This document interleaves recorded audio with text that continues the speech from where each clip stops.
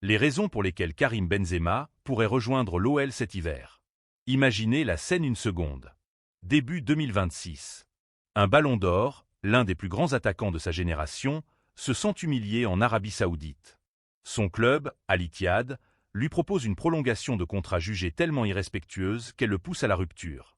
Un salaire de quasi 200 millions d'euros par an, qui pourrait être remplacé par une offre sans salaire fixe. Par fierté, c'est non. Maintenant, à des milliers de kilomètres de là, à Lyon. Son club de cœur, sa ville. Une institution qui, quelques mois plus tôt, à l'été 2025, a frôlé la catastrophe absolue. Une relégation administrative en Ligue 2, évitée de justesse. Un club sauvé in extremis, en pleine reconstruction, et qui cherche un symbole pour incarner son grand retour. Deux trajectoires, deux crises, deux destins qui semblaient évoluer dans des galaxies différentes. Et pourtant, pendant le mercato d'hiver 2026, ces deux histoires ont convergé pour créer la rumeur la plus folle, la plus excitante du football français.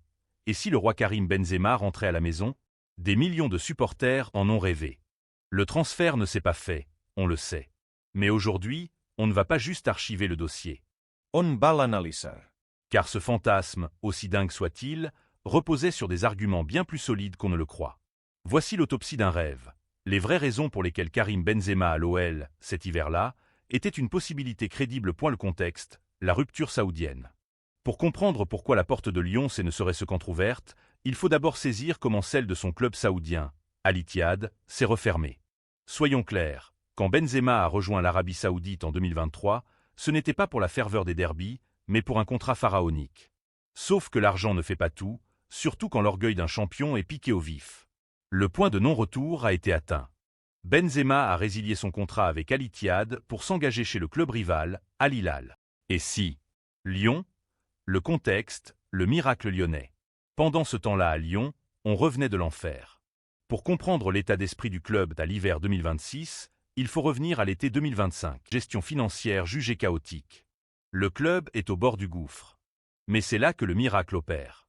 Une nouvelle équipe dirigeante, menée par la nouvelle présidente Michèle Cagne, reprend les commandes en urgence. Début juillet, après des jours d'angoisse, la commission d'appel de la FFF annule la sanction. L'OL est sauvé et reste en Ligue 1. Ce n'est pas un chèque tombé du ciel, mais un plan de restructuration drastique qui a convaincu les instances. Ce sauvetage a un coût. L'OL n'est pas sorti d'affaire les poches pleines, loin de là. Le club reste sous haute surveillance.